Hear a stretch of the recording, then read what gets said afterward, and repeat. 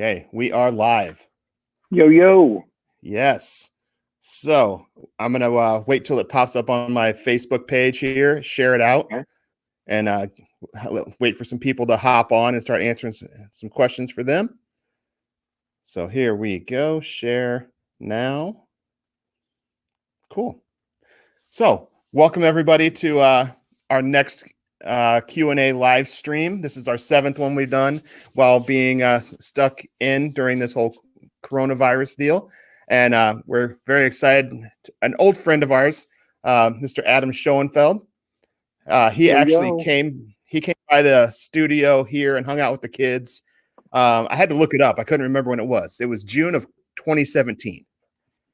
Yeah, so that was a while. Yeah, a long time ago now. Yeah, so you and Denny Hemmingson came by and did a little jamming and hanging out and Q&A with the kids, and then played the show that night. That was so awesome. Yeah, these, some of the kids, they still talk about it. And I was looking through pictures of that day. Mm-hmm. So that's been 3 years ago, basically. How many of those kids are still students here? How many? I would say 3/4 of the kids that were at that thing, and not because they've quit necessarily. Some of them have graduated and went off to college. That makes sense. Yeah. But like many of the kids, they're like 12 years old and now they're 15, or they were 15 then. They're seniors in high school now. Yeah. So there was a great band. I heard that their mom was in touch with me, the group of girls. Oh yeah. I'm blanking on the name right now. We lost touch a little. We lost touch for a little while, and then a couple of months ago, I was like digging. I'm like, I gotta see how they're doing, and the last recordings I heard of them compared to the ones before that were just astronomically better, and they were good to begin with. So I love hearing when kids are making music. I think most of that band was at the thing that you did that year. Yeah. And so now the girls are like 15, 16 years old. So they got to record. There's a great studio here in Cedar Falls, Iowa, about 2 hours from here. They won the statewide Iowa Teen Battle of the Bands in September of 2018. Not surprising. And part of that, it was they were able to record at this studio. So they did like a 4-song EP, and yeah, I was wondering about that. The quality of the recording is really good. Yeah, so, they do some good work up there at Catamount, and so those girls got the itch now, and now they're all about writing their own original stuff, and they're doing a good job. Yeah, I love watching. Good kids. My son's best friend, who is one of my best friend's sons, plays guitar, and just watching him grow as a guitar player in the last few years has been nuts, and watching his band grow and lose singers and lose members and gain members, and just watching the process as an adult now after having done that so many times is pretty cool. Yeah, and the kids these days that are here at the Academy, they have it so much better than we had it when we were teenagers. Mm-hmm. Like I didn't have a place like this to go hang out at and have somebody coach me, and even having the chance to like talk to pros and get advice from them. Pause on something you were trying to figure out, just press pause. And we had CDs and we could do that a little bit, and cassettes a little bit. But when I first started learning songs, it was on vinyl. I gave my age up. But that was like pull the needle up, drop it down, try to get it in the same spot. See, I would try. I'm a drummer though. So I did the record player, but it would skip the album. Like the kick drum would skip the album. What? Oh, that's funny. Yeah. So I couldn't play all out. I had to play a little bit softer. And I'm like, I want to rock this thing. Come on. Yeah. So, but then of course, cassette tapes and CDs and all that. But kids have it so much easier nowadays. Yes, they do. They should not take it for granted. That's right. So, as we get going on here, we got a good amount of people joining us. So if you have any comments for Adam, in the Facebook comments, just type in a question for us, and we'll get to as many of those as we can. Do I see that over here where it says live comments? Yeah, Or I yeah, think there should be a thing on the right. Oh, comments yeah, should start coming up. cool. Awesome. Awesome. Yeah. I was gonna say something. Where'd it go? Oh, there it went. Well, thank you for having me. I Yeah, appreciate it, man. It's good to see you again. Yeah, it's been weird here, man. For everybody, it's weird. I know it is for everybody. Thankfully, due to that technology, that's what I was going to say. You were talking about the kids not, knowing how, hey, Christy, knowing how easy they have it. But like, I wish I grew up with this technology. The things that I have to try really hard to learn how to do on the computer that the kids now have grown up with. yeah, It's awesome. Like the tracks I hear my daughter do, for me, I'd have to really, really, I mean, I know she's really thinking about it, but in a different way. She's creating the way I do with a guitar and a 4-track on a computer. Me, I'd be like, well, wait, how do I do that with the hi-hat? And how do I do that with the snare? And, for them, it's second nature. It's cool. yeah. So, Oh, I hi to just you, got a Christy, hello, too. Greg. How are you, Christy? So, you're at home now. This is your home studio. Is that where we're hanging out at? Yeah, we're in the That's my control dad. room, and it's really nice. We got this house, and it's got this finished control room here, and a drum room back there. The rest of it is kind of like a living room downstairs, but I've wired it, so I've been able to do stuff here. And there's that new Big and Rich song, "Stay Home," that last Thursday or Friday, John Rich called me and he said, "Hey, can you do something at your house?" And I said, "Of course." And Yeah. that was Thursday or Friday, and the engineer and a couple other musicians, I guess, built the track, or the engineer may have played bass and drums on it. And he by Monday, 3 days later, it was on the radio. Oh, So nice. it's pretty cool. But I can do full bands down here. So we got some people saying, "Hey, Angela, Jill, Izzy, working on Yeah, schoolwork and watching this." That's yeah. awesome. Don't let it Izzy's one of our depress you too much. students. She actually, yeah, Izzy. She's the bass player for Been There, Done That. Love your stuff, girl. Matt Chang, what's So, up? so yeah, so you're at home now, but let's start kind of back what brought you into Nashville, and you've been there like 100 years now, right? Yeah, can you tell? Yeah, It's taking a long time. It's getting long. I'm gonna have a little cane soon. yeah. They don't sell razors in Nashville, huh? No, they don't. Yes, Christy, I will do some songs live on Facebook. I need the courage. I need the courage. That's what I'm looking for. If we can get 50 shares of this video, Adam will sing us a song. Anyway, well, I moved here in, what year was that? 94 is when I came here. A year after I graduated high school with a band, trying to make it, coming to Nashville as a rock band. And that was before really any rock bands had broken out of Nashville. But yeah, we got here, the band broke up after about 4 months. We all lived in the same house.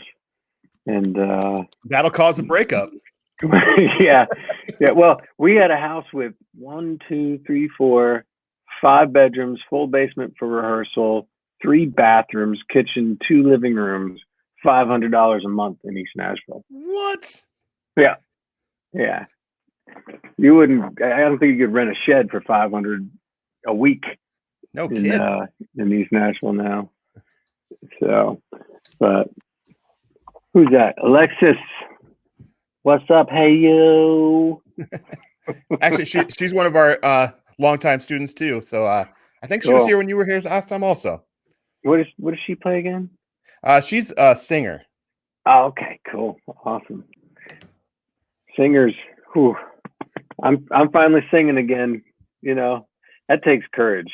It took me so long to have the gotchis to do that, Yeah. So, but Yeah, for me, like being a drummer, like I can play in front of any size crowd behind a drum kit.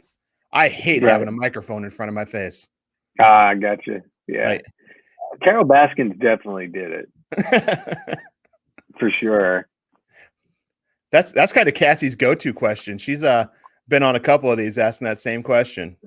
Alexis, yes, I think I remember Alexis. The Facebook picture is very small, but I think I remember who you are.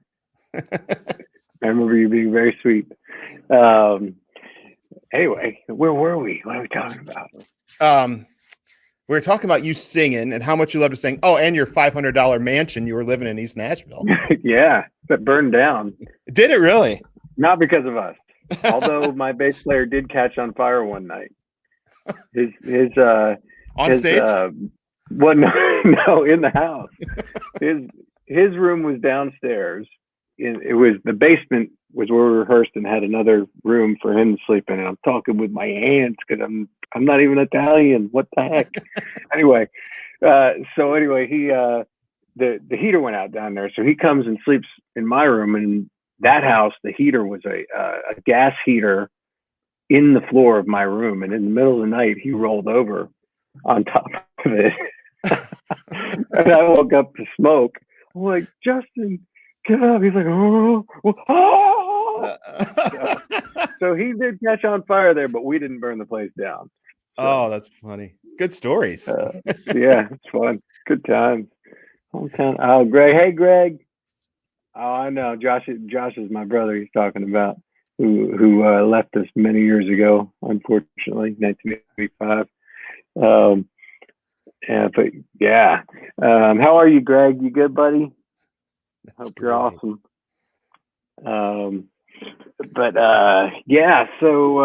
Singing takes courage, and I was never really a great singer. I still don't consider myself a great singer, but I can carry a tune, and I think when you believe in what you're singing, it doesn't matter, Yeah. And I have a great respect for singers. I used to joke around that guitar players by nature hated singers, just because there's always this little competition thing going. But I realized I was just jealous, Oh yeah. Guitar players are more jealous that they don't have the gotchis to go and do that. So but finally last few years I've been getting up, and after that first time I got up with one of my band's Digital Brains in front of that mic in front of the small crowd, I was ready to go. I was like, I'm never gonna not do this again. Yeah. So, I think I played drums for probably 15 years before I ever put a microphone in front of me. But it's now I do it. I don't even think twice about it, because it's such an added tool to have in your back pocket to be especially singing drummer. There's not a ton of those out there. But no, there's not. Angela, I'm not saying I'm ready. I'm not saying I'm a great singer by any means, but I'll do it. I bet you're all right. Yeah, Angela, I am so ready to get out of there, or get out there. God, I hope we can. I'm worried of the reality of this situation that we might not get to do it this year, but that's my thoughts. I haven't heard that from our camp or anything. As far as I know, we're still touring, but I don't know. None of us know. It's just so uncertain. But just really, really, God, we've already had shows, shows we were supposed to do, didn't happen to get rescheduled. So, yeah. But anyway, oh, look, Greg, you are a good singer. Look at that. Thanks, Lex. One to another. And Carolee, Blairstown is watching you. I am always in Blairstown in my heart. Love that place. My hometown in Jersey.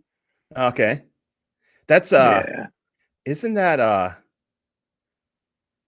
it's not Friday. Friday the 13th. It is Friday the 13th. That's right. That's where it was filmed. Were you ever an extra in a Friday the 13th movie? No, I was too young. I mean, I think I was probably, when did that come out? 79 or something like that. Yeah. I was 5 years old. Carla, hey honey. Hey, Angela. I got family. These are like family people watching. Wow. I think they're just Well, happy to see you. family by heart and by home,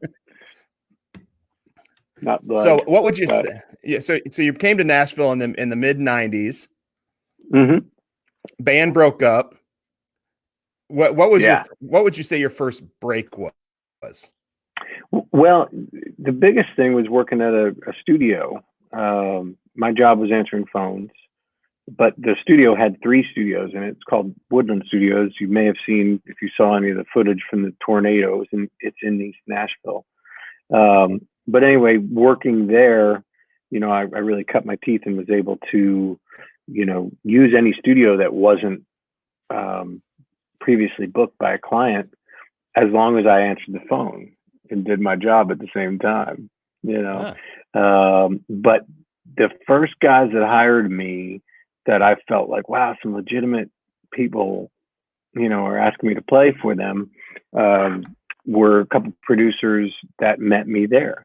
And I don't know if they heard me play or just took a chance on me. I don't remember how that mhm. went down exactly, but that was kind of the first thing. It was rooted from there, and I met a lot of people that I ended up working with at that place. But that was also the place that really made me realize that being a studio musician was kind of where I was headed at the time.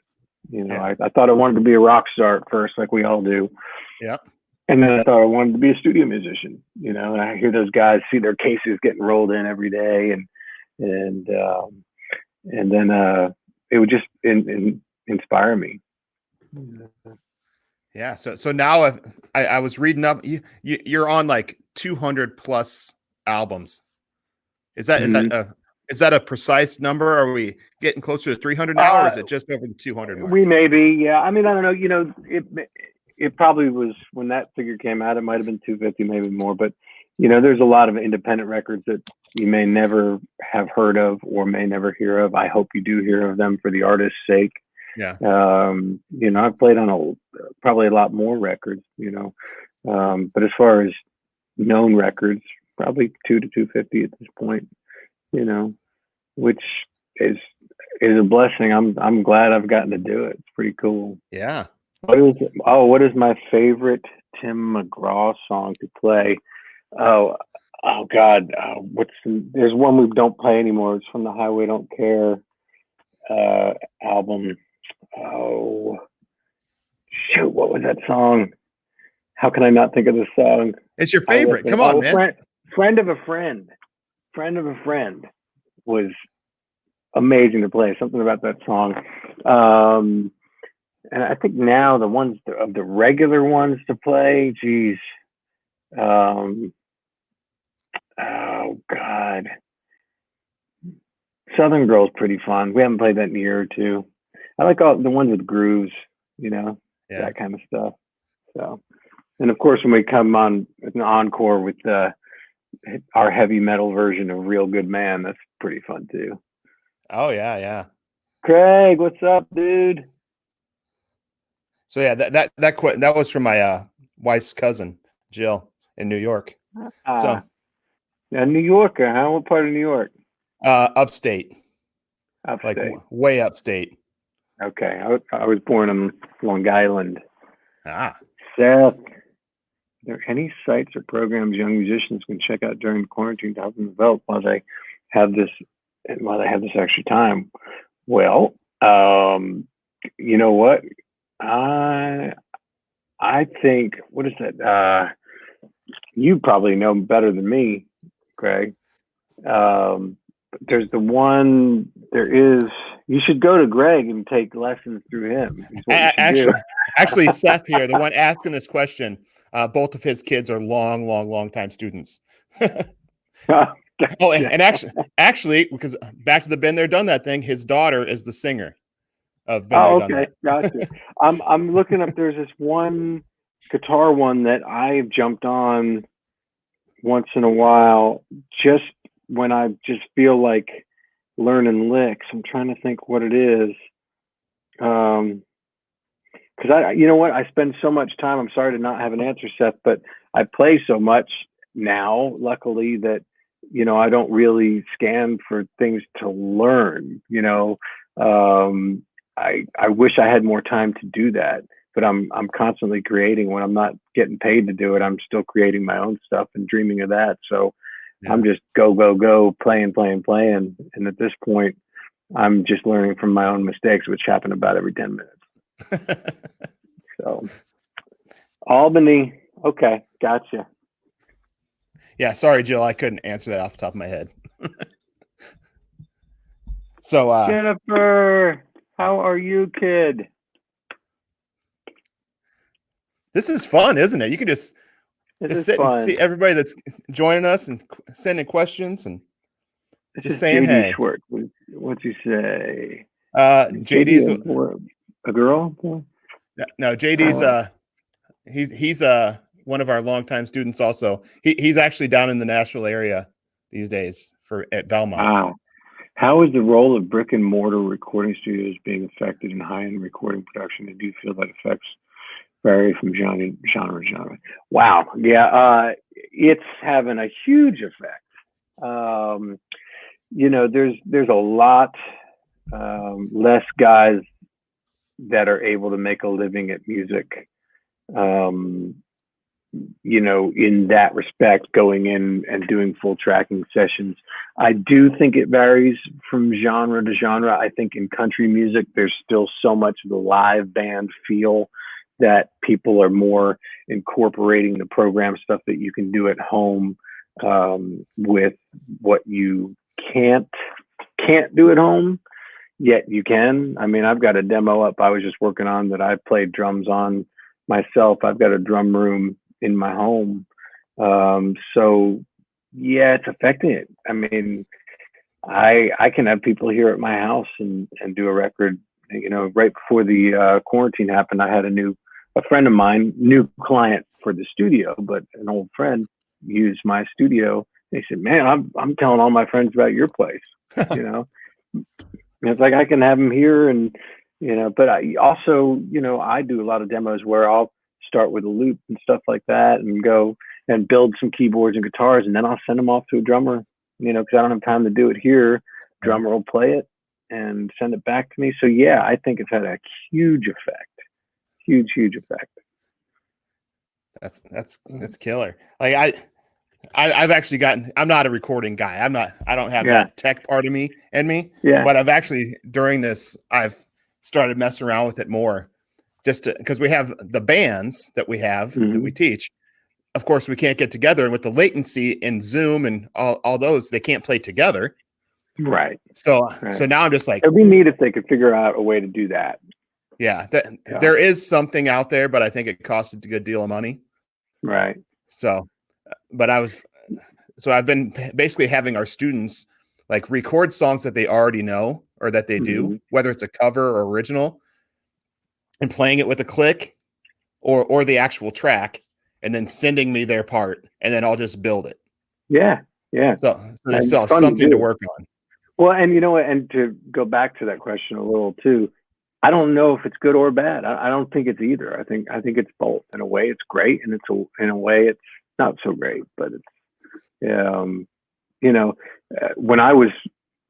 the new technology was hitting a bit, I was complaining to somebody about it, and they said, "What did they say? Well, cars don't get worse." And I was like, "What do you mean? Like, cars don't get worse with technology? They're getting better and better. Why is this not better for music?" Yeah. So it was an interesting way of looking at it. Frigo. Now Frigo, that's a guy right there that'll tell you need a console, you need all that. No, I'm just kidding, Mark. Mark was a full-fledged engineer at the studio I worked at, answering phones at, and still producing an engineer and has his own place. He said he's looking for places to track these days. Yeah, he wants to come to your house. Come on, man. I thought you had your own place, bro. I thought you were like slept on a knees. Wake me up on my console. Yeah, there is something special to being in a real full studio. Yeah, there is. And We're sorry to cut you off. Shout out Ryan Tuberville, U.S. veteran. You rock, buddy. Anyway, yeah, there is, and in fact, I don't have that big of a place down here, but somebody had a console go up for sale a while ago. An old MCI console. I think it was in Electric Ladyland at one point, and I was like, I'm going to get that console just for that feeling of walking down and having that inspiration and seeing the like you're walking into the space shuttle. There you go. It would be awesome, but then thankfully I talked myself out of it because I would have really needed that money right now. And I did. Yeah. So Mark's place set up for mixing. So you're still doing great mixer. You're still doing stuff for you're tracking other stuff during this time though, right? Well, yeah. I mean, I'm not having any bands here because I'm not, as of right now, like everybody, I'm not having people over here that could potentially get my family sick. So yeah. Right now, the only thing I'm doing is working on my own music. As far as full tracks, is working on my own music, and a few people are sending me things that they're building that they need some guitars on. There's a big hole happening right now in Nashville with the virus, as far as the sessions where all the bands are getting together in one room. We're just not able to do that right now. So we're being affected just like everybody else is. So Brian got to go to therapy. That's my I'm brother. not sure who that's directed at, but that's him. Yeah, he's actually hanging in the hospital right now. He's in a rehab thing, so he's actually going to therapy right now. So thanks for listening, brother? Brian. That is my brother. Cool. What's up, bro? Is he sick or? Yeah, he had a couple little issues about a month ago. Long story. Oh, well, get better, buddy. So this person wants to talk about your other bands. Yeah, Christina. Your 2 projects. Yeah, Christina's a buddy and helping us out on some fronts with the bands too. So yeah, that's been great doing that. Suncat is my project with my wife, Katie, and Digital Brains is my rock band with my friends Corey and Danny. And boy, we've been having some fun. And Suncat for me, we finished our record and that one's done, a full record. It's the first time in my life I finally finished a whole record. All these years I've done music and never finished a record. So that was the first one that I ever finished. And Brains, we just it's ever changing. So we just put songs out here and there, and we got a whole bunch of them done, and we just put some out that you could hear on Facebook and YouTube, but they're not out on Spotify or anything like that yet. Because all of a sudden we're at this new point where we're like, well, wait a minute. We found this new door. We got a little grungier, a little more rocking. So yeah.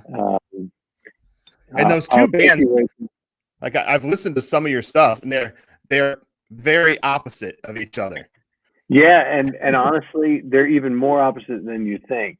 Because the recordings of Digital Brains that everyone has heard really don't capture what we do live, and that's what happened a couple months ago. All of a sudden that just started to really bug me, and we started writing new stuff that felt more like what the songs you've heard recorded sound like live. They're punkier, they're grittier. So it's getting even more rocking. So they're even more polar opposites. I kind of say Suncat's my light side and Brains is my dark side. And we're about to put a song out. I think Danny's doing a little magic work on a song for Brains that we're going to put out on Facebook in a couple of days. And where was I going with this? I lost my train of thought. Hold on. You're talking about polar opposites in the bands. Get up, walk around, shake it off. Anyway, I don't know what I was saying.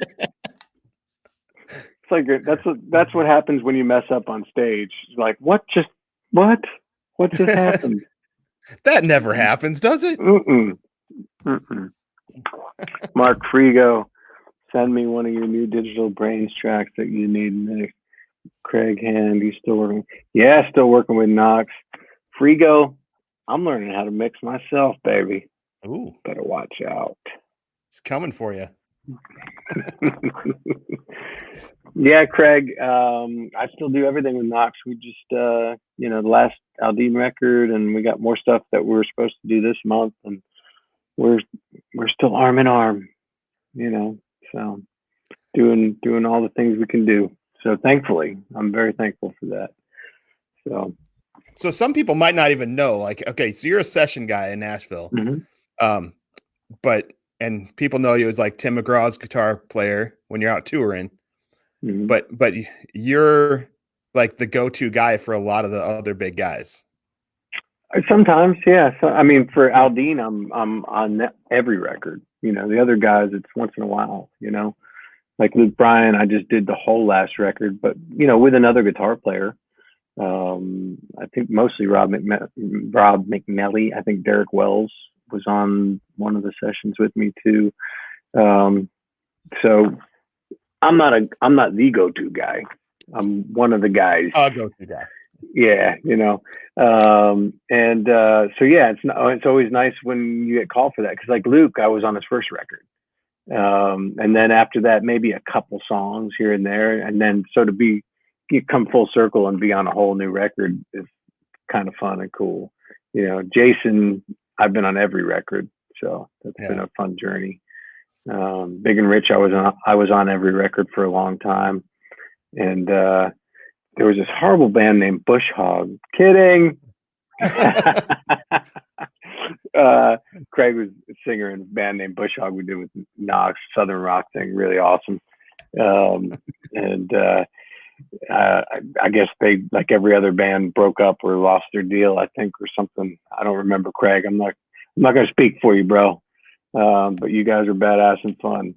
But yeah, man, it's always nice to get that call, and I also think I'm one of those guys that kind of did this in the session world already, and now I'm just kind of going like this, so when the calls come in, it's awesome. When they don't, cool. There's always guys. I have a great deal of respect for the younger guys coming up behind me. They're really good, and they know a lot more than I ever did. And I know they want the work just as bad, if not worse, than I do. So if they get it, and the guys that have been here longer than me, they deserve it more. There's so many talented guitar players in this town. It just makes me want to vomit. Yeah. So, and the city has changed so much since from when you first got there to what it is today. Yeah, it was like a little tin can town when I moved here. It was definitely a city compared to where I grew up, but it was still slow go, and it was pretty small town. There's places that you probably could have gotten to in 15 minutes back in the day, and now it takes at least a half an hour, 45 minutes. It's kind of gone the Atlanta route. We've grown so much. Yeah, Atlanta's a nightmare. Yeah, we're getting there. Unless you want to go driving now, it's fine. These days, this month's been great. The traffic's been awesome. There's nobody out there. Greg, we had the Rona. That's not fun, man. No, don't joke, bro. Oh, well, glad everybody's better on that. Whew. Oh, God. But, yeah, man. So, but how are the students doing, man? How many students you guys have now? We're around 350. Okay, that's a lot. So that's awesome. Actually, since you were here, we've actually moved the school. So we're in a location that's about twice the size of what it was before. Mm-hmm. And so I'm actually in our band room right now. Cool. But it's very lonely here right now. Like, I bet. God, I miss everybody, seeing all the kids every day, and good thing there is Zoom, and I still get to talk to my students. But, like it's just so quiet around here. I'm used to like just music coming out of every room all day long. Yeah. So Yeah, it's when you have the silence, you realize how much you love the noise. yeah, So that's what my parents always said about me after I moved out. yeah. When, being a drummer growing up, like they would leave, or like my dad would go out to the garage, my mom would go do something else while me and my buddies were having band practice because it was too loud. And then after I moved out, they're like, "Ah, we actually missed that." Totally. Probably just because they knew where me and my buddies were hanging out at. Yeah. Not getting into any trouble. Yeah, when here at the house, my stepdaughter, my kids live mostly with their mom in North Carolina, but when my stepdaughter's here almost every day of the week, and she's constantly singing, and sometimes I'm like, okay, I need to go downstairs and just get away from the singing, even though listen to there's somebody nothing else wrong sing. with the singing. The singing is good, and then when my daughter's here, she's constantly singing, but as soon as neither one of them is here, it's like, wait a minute, there's no singing, so, but then I come down here and hibernate. Do you ever do any projects with either one of the kids? Well, my stepdaughter hasn't come there. Her big thing is theater at this point. I don't know if she'll get into songwriting or not. We do have a Christmas song that I think we're going to try to record this week before my kids go back to Raleigh. My daughter and I wrote when she was younger, and now she's 16 and it's a little more private about it.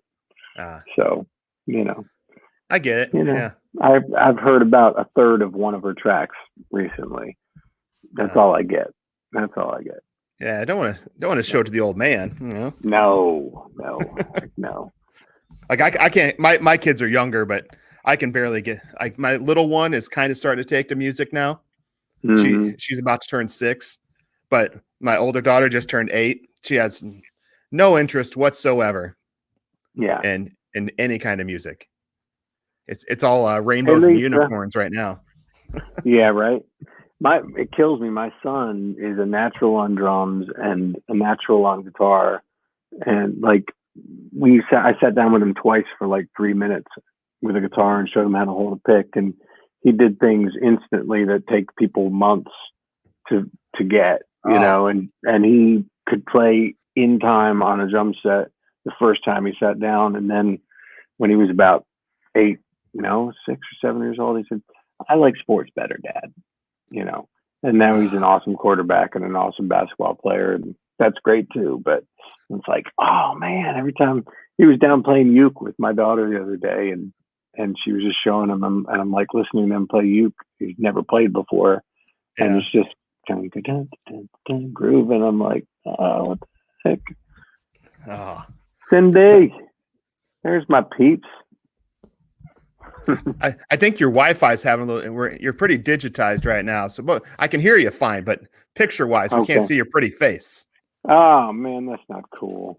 I just see the ladies watching are just like dropping off left and right. They can't see your pretty face. I wonder. You know what? Let me put my other computer on the Facebook thing and get this one off it. I wonder if that'll help. Oh, bright light. Oh God. What the heck just happened? Yeah, the sun came out. Let me find this. I want to find us. I want to see us. QC, where are you? Boom. There we go. All right. I'm going to turn that off, and I'm going to get this computer off of that. Maybe that'll help us. Goodbye. Tell me if that gets any better. All right. Yeah, we'll roll with it. See if we can get you back. Cindy says, "There I am." Yeah. Once you turn that bright computer on, we could see a little bit more, but still a little digitized. Nice beard.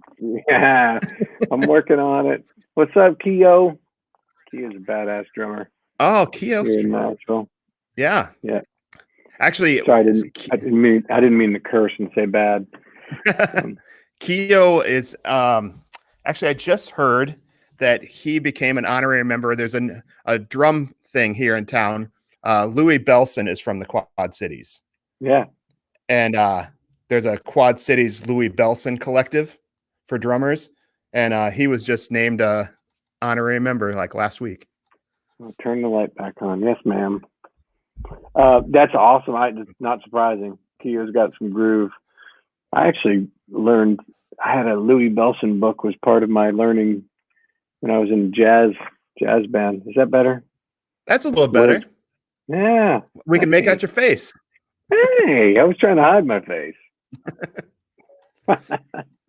Yeah, I'm looking on my other computer here and I am stuck. That's for sure. That's weird. I could probably move to another area, but anyway. Yeah, I think I told Carm about this. Maybe I didn't. Anyway. Yeah, Keo rocks. He plays with Big and Rich now, who I used to play with back in the day. So, well, that's going to drive me nuts.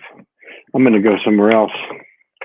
Oh, we're going to get a tour of his house, folks. Pay attention. Let's see if I sit out here. I'm going to turn the light on. Don't worry. Here's the black. Whoa. Let's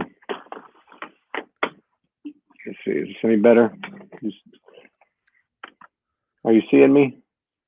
Still pretty digitized. That's whack. We'll give it a minute, see if it comes around. Yeah. The Wi-Fi here is so screwy.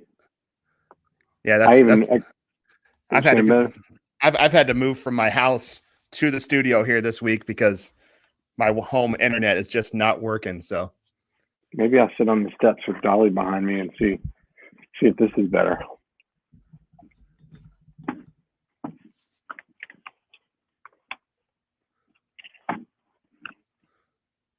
There we go. Hey, there's Gib. Yeah, technology sucks. You'd think they'd figure this out by now. Yeah, I know. But everybody in the world is on Zoom calls right now, so that's true. That's true. It is flooded for sure. Sure. But yeah, man, we're just sitting around these days. I'm waiting to hear if we're gonna, tour or not. They haven't told us we're not, but I'm hopeful. But with this darn Corona thing going around, I don't know what's gonna happen. Yeah. How are you? I missed some concerts, man. I missed the concerts. Yeah. You know what? And it's been neat to see everybody. Hey, there's my mama. Hi, Mama. It's nice to see everybody doing music and getting on Facebook and doing it. It's weird for me to not have the reaction and the people right there in front of your face. Yeah.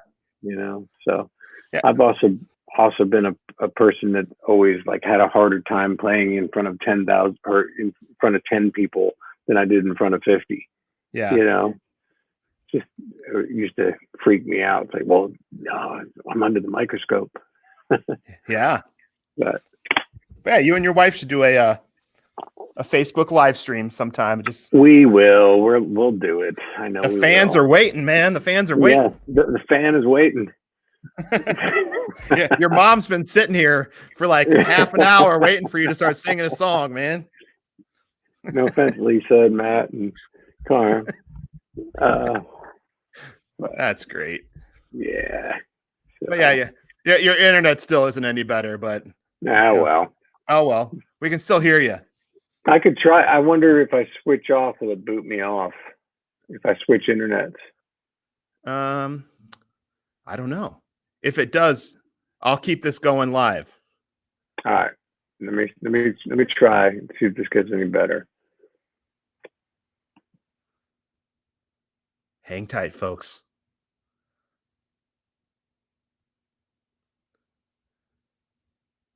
If this doesn't work, we might have to start this thing over. If not, let's see. I don't see him yet. So I'm going to remove that for now. See if he comes back on. I love this technology. But while he's not here, we could probably talk about him. Hey, Mom, do you got any good stories about him? Hey, there you go. Oh, that ain't cool. I can see Dolly right over your head. Yeah. Can you see me? Yeah, we got you great. All right. Hopefully that'll be better then. Yeah, much, much better. There we go. All right. I was on the extender, which apparently isn't extending very well. Yeah, yep, usually doesn't. So people think you're funny, apparently. I'm hilarious. Just ask me. So wait, let's talk when you're in because I've had some people ask me about like session work. What do I know about it? And I don't know crap about it. I don't know crap about session work. Right. So say you're in a session and you're working for an artist. How much creative input do you have? It all depends on kind of the crowd, the group of musicians, the producer, their style of producing. In this town, most people are there because they're respected and their opinion matters. I think you just have to have taste about how much you suggest and when you suggest it. But definitely, I mean, I never feel like I can't suggest something on a session, but you have to be your own filter and know when it's a valued tool to actually offer up your opinion. Yeah. Because the artist is usually there or usually not? Usually they're there. The only artist that I can think of that I've recorded for and have never been in the room with is Blake Shelton. He's never been there when I've played on his stuff. And there hasn't been many. Yeah, I guess he just comes in when it's time to sing. Maybe it was just happened to be those couple of times, Yeah. Who knows? But most everybody else I've worked with has been there. There's been times with Big and Rich in the past. One of them was there, not both of them. Yeah. And the other one came in later. So do you ever you're playing something and you look over like Rich Redman and you tell him what to do? Well, I never tell Rich what to do. I've had suggestions for Rich, but it'd be a lot better if you did this, man. Yeah. Well, there may have been a time or two on an Aldine record I might have said, "Hey, man, can you do this?" But I am the band leader, supposedly, on those sessions, as they call it. Oh. But it's for what it's worth. Everybody, should have that title. Where there really shouldn't be one. Yeah. But no, there is a certain bass player in town.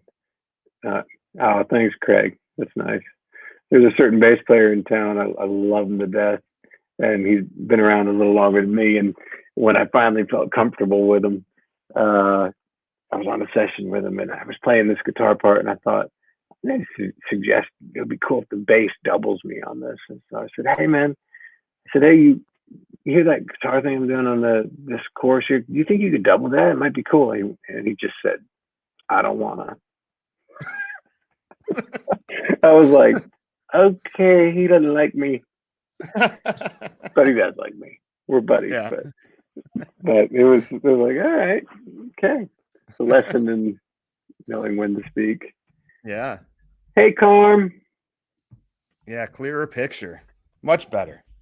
Yeah. All for you, Carmen. How are you, my friend? We miss you. Carmen's like my number one. Oh, yeah? Yeah. Nice.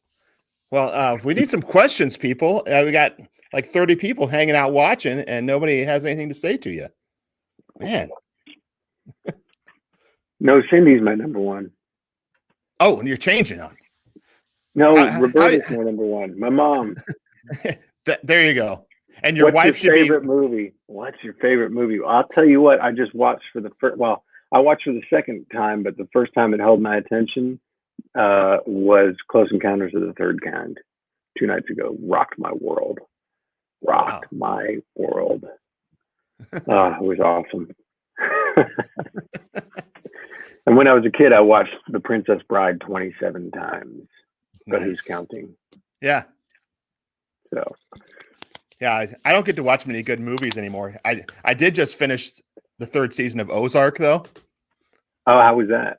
Do you watch Ozark? I don't. Oh, we actually got a question.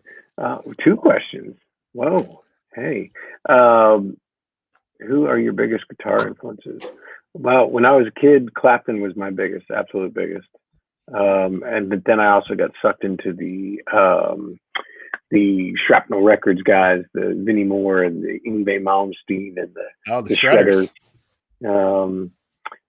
What is your favorite song to play?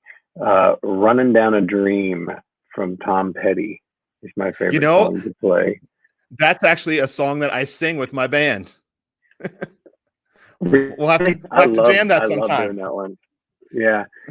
Yes, Jennifer, I do. Of course I do. And of course for you, anytime. But yeah, what's Ozark about? Matt, you're number 1.5. It's Jason Bateman, and he's actually a money launderer. Oh, okay, keep going. Yeah. So you need to.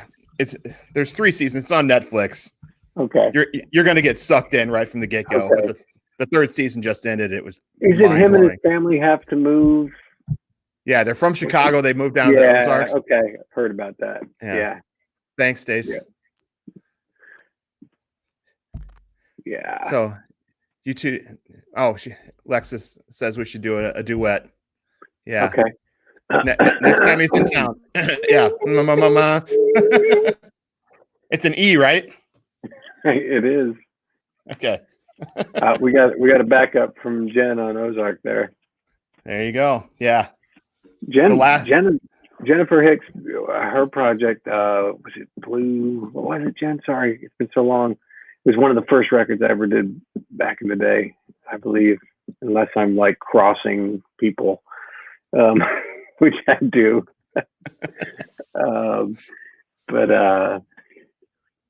Yeah, so I've been in this town so long. God, I know more people's faces than names anymore. People ask me, hey, so-and-so from this band. I'm like, probably. Maybe, yeah. See each other for 10 minutes on a session, or, if you meet so many people. That's the one weird thing about sessions is, like, as a session guy, you'll be on a 3-hour session, and if it's a demo session, you might be doing 5 songs, and each song might have 2 different writers, maybe 3, maybe 4, maybe 1. So you get 30 minutes with these people doing this song that's very important to them. And it's not that it's not important to you, but you're there to do your job and get this song done the best you can for them. And then you might not see them for a year. And then you see them in a grocery store and you're like, hey, you have the family? It's weird. But Bluefield, that's right. That's Bluefield. Right. Yeah. That was with Knox, wasn't it, Jennifer? I want to say that was with Knox, or it was over at Treasure Isle, I think. But I could be wrong. I could way be crossing that, Jim. I'm not sure. Off-topic question. Do you have any single friends? Lex. Yeah, but they're too old for you, kid. Yeah.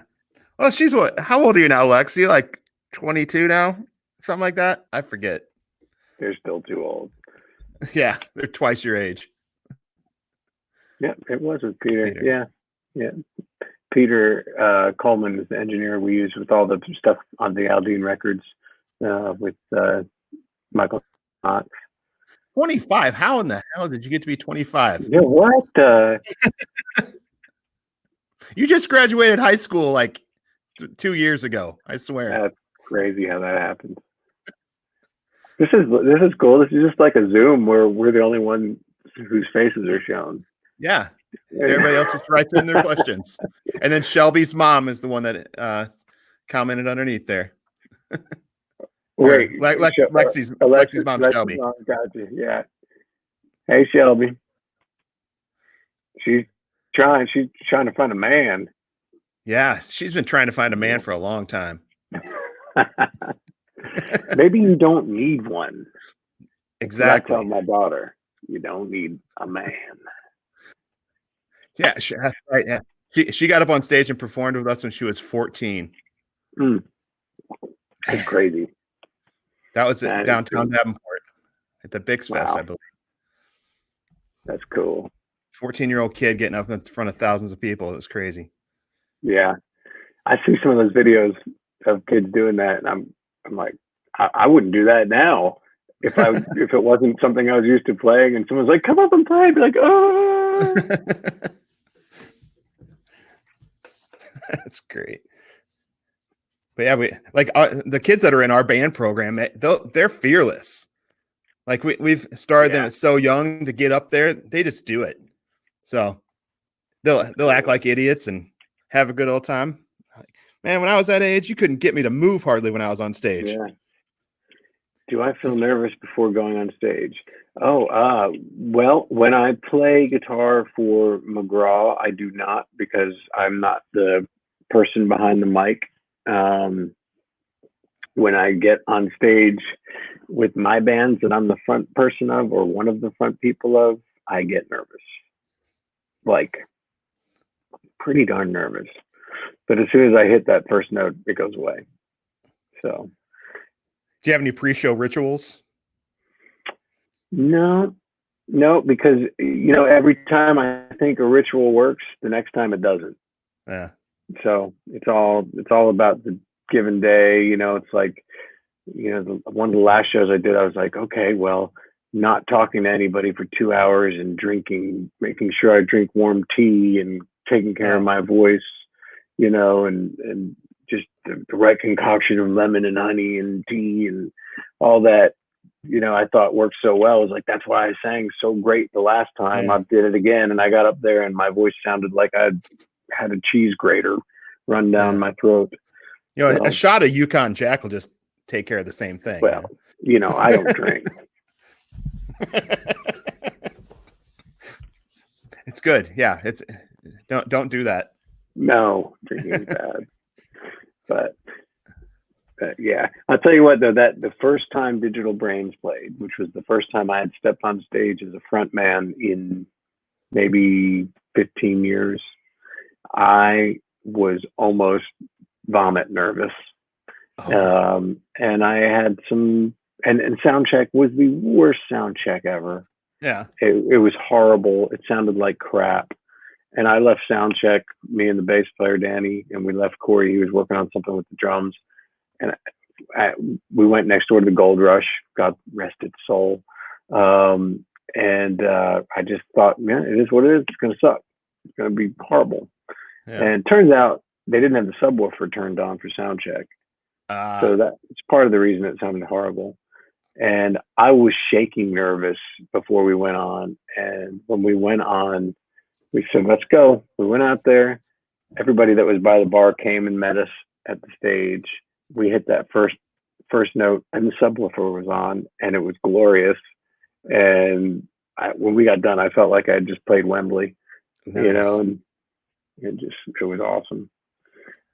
That's got to be nerve-wracking, because you've been in Nashville enough, and you got enough people that that were probably coming out to see you. And that was and that's the Nashville tradition too. That was the first show we did. That was our biggest crowd ever, and half of them come out now once in a while. Yeah. So, but that's how it you're goes. welcome, Lexi. We missed you by a week. Where? Oh, the show. Yeah. Gotcha. We were doing the show. But so, yeah. You ever going to take that one on the Digital Brains on the road? Boy, if we could, we have a subscription-based TV show we're supposed to get rolling on soon. I'm out of the picture, sorry. I can't give too much info out about right now, but our big hope is that will shed some light on us and will enable us to do that. And Suncat, we're looking at some things that could bring us out there in the private realm that might help get us some light shined upon us. Yeah. But it's my hobby, it's my love, and I'll keep doing them regardless of whether people like it or not. See you, Gib. Good to see you, buddy. People have to get back to work. Lisa. Who does that? Can't say we've ever heard you hit a bad note. Now that is BS. You're just very forgiving. They just weren't paying attention at that time. Nope. How did you become a professional guitarist? Well, let's see. That's a hard one to ask. But just the quick way to answer it is I moved to a music town. I played guitar all the time for whoever asked me to, for whatever they could pay, even when it was $0. I made sure I was good at what I did, and I worked hard to play the parts well. And I tried to just be a good dude to be around. And that's 90% of it, I would say. Yeah. I think being a good hang and having the talent to back it up and working hard for it. I was really prepped for gigs. I wanted to make sure I knew what I was playing. So yeah, you're welcome, Christy. But yes. you do that right place, right time thing they say is very true. I could trace every bit of success back to who I was hanging with. Yeah. At what time and place, and if I wasn't with a certain somebody when I met a certain somebody, I wouldn't have done something else with a certain somebody. Yeah, because you were in a band with TV show. You were in a band with Kenny, right? Mm-hmm. Yeah. From Big and Rich before Big and Rich. That's right. Yeah, called Lovejoy. So that was the thing, that Lovejoy was kind of becoming big and rich, and that's kind of what Kenny wanted to do. And the guys in Lovejoy, we kind of all were like, dude, this is a rock band, and as much as I love Troy and John, that aside, at the time, I was a rocker kid. And I was like, what? I don't know. We have a 4-piece rock band here that rocks. Why do we want a country singer and a rapping cowboy, in the band, and I'm not saying, I don't know if that's the only reason we all quit, but we ended up breaking up, and then 6 months later, Kenny calls me, he says, me and John got a record deal. Like, of course you did. Jimmy Corn, I think I just saw that guy. I wear Adidas sometimes. I wear Converse sometimes, but mostly Adidas. Yeah, we're getting the hardball questions now. Yeah, Jimmy, that's Katie's camera guy and our friend. He was just at the house filming some stuff for CMT. He's a hard-working mofo. Good deal. And a hell of a guy. And we still have a wrestling match to do.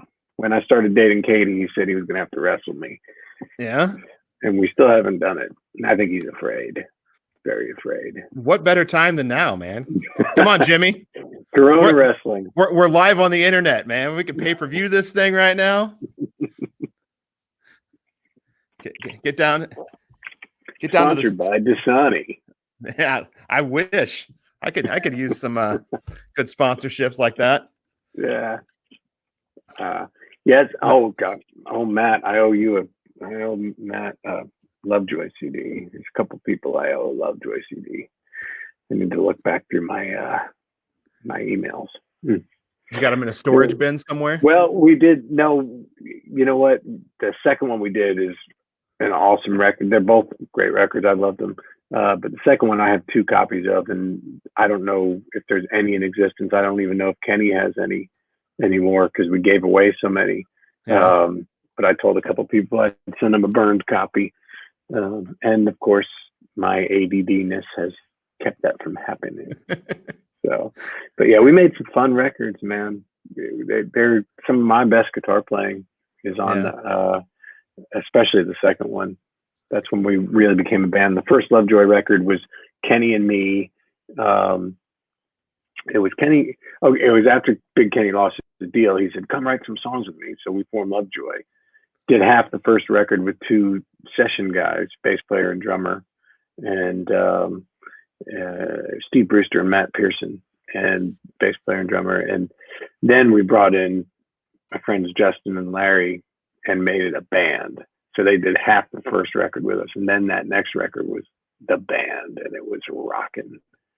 So, because your guitar style kind of changed country music in the early 2000s. Oh, shoot. Wouldn't you say? I don't know, right? Well, I've heard people say that, but you know, it was a combination of my playing. I was playing a lot of stuff that John Rich wrote. You know, he was bringing some, even though he was a country boy, he was bringing in rock riffs, and I was the one delivering them on the guitar. So I would say if you can credit me with that, we can credit him as well. You know, because like sure. For a short time, about a year or so ago, I was actually playing the role of Rich Redmond in a Jason Aldean cover band. And the guitar player he's actually our head guitar instructor here at the Academy, who's a metal guy. You know, he's in a math metal band called Kronos Resistor. You'd probably love it. It's like total math metal crazy. Right. I don't even understand it. But I was like, we need a guitar player, and I was like, hey Billy, you want to come try this out? And he's never listened to Aldean stuff whatsoever. Yeah. And I think the first one he listened to was Hicktown. And he's like, oh, wait a second. This is nothing what I thought it was going to be like. Yeah. No, it's rock riffs, man. Rock riffs for sure. Yeah, I just saw a question that we missed. Chris Brady. My daughter's 12 and she plays drums, guitar, and learning the bass. How important is it to be that versatile? Well, I don't know if it's important, but I think it's awesome to be that versatile, especially in this day and age with what you can do at home. You know, my example would be with the Suncat stuff. A lot of that stuff is all me playing, and to be able to do that and do it well is a cool thing. And sometimes people will send me tracks for me to record guitar on, and I'll end up putting a keyboard part on it and sending it to them just for the fun of it. Sometimes I'll use it, sometimes I won't, you know. For live, now I'll tell you, for live, it is very important because you could miss an amazing gig because you don't play something. I got called to possibly do a Bon Jovi thing at one point, because the guy thought I played keyboards more than I do. And at the time I probably should have just said, yeah, I play keyboards, you know? But I was honest, and I didn't feel confident enough to say I could, you know, be that guy, you know? Like Danny Rader's a good example. He plays for Keith Urban. He plays keyboards. He plays all the acoustic instruments, bazookies, mandolins, you know, real banjo, banjo, electric guitar. He's one of my favorite electric guitar players. He's one of my favorite acoustic guitar players. He's a singer. I mean, and that's half of what got him that gig. And then he's got that personality, you know? So I think it's very important to be versatile, I guess. Jonathan Singleton is booking gigs at Hub City Brewery in Jackson. Tell him to add y'all. Jonathan Singleton is booking gigs. You're not talking about the songwriter, are you, Lisa? Because that would be weird. Not weird, but surprising. No, can't be. Adam breaks G strings. You do too. Really? No crap. I reach out to him. That's cool. Jonathan Singleton is badass. One of the best songwriters ever. Anyway. So we got here's one. Cindy, what's your favorite? Well, boy, let's see who's watching. My desert island guitar happens to be an old Gibson melody maker. But it's hard to say what my favorite brand to play is, because I love Gretsch's, but they do something that Fenders don't do, and they do something that Gibsons don't do, and vice versa. So, yeah, it's hard to say what my favorite one is. Yeah, and it depends on the song, and it depends on a million other things. Yeah, and Cindy, that's the one, like, that's the one I play on, like, Truck. Yeah, that's the one I'm talking about.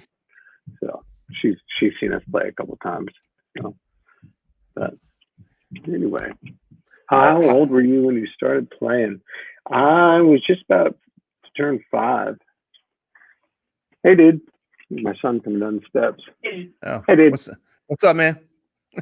What's up? What you doing? Oh, come here. Oh, come here, Ringo. This is my boy. Come here. Come here, big boy. Oh, here's my boy. Oh, I thought it was your son. You're coming down. Well, like he is too, but this guy followed him. Nice. You can come down. I'm sitting on the stairs, literally. Yeah, he's like, what are you doing sitting on the stairs right now? Are you guys getting into trouble? What are you doing? What's up, man? Boy, that's hot. What's your name again? Oh, that's Sophia. Hey there. All right, you gonna stay here with me and hang out? Okay. Are you going with them? Where are you going? Okay. Keo wants to know how fun is it to play with Sean and Paul? It's really fun, but it's more fun to drink with Paul. Yeah, it's awesome. Sean's a rock, man. Sean is the rock. Ringo, you got a shout out, buddy. Got a little shout out from Christy.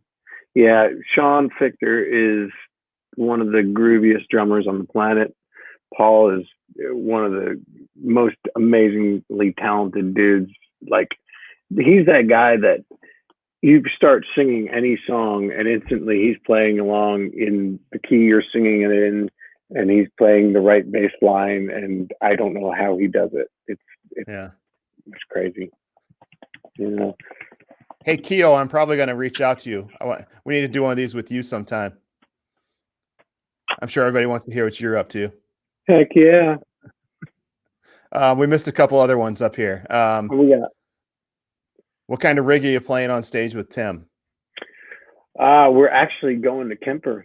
We just switched to Kempers.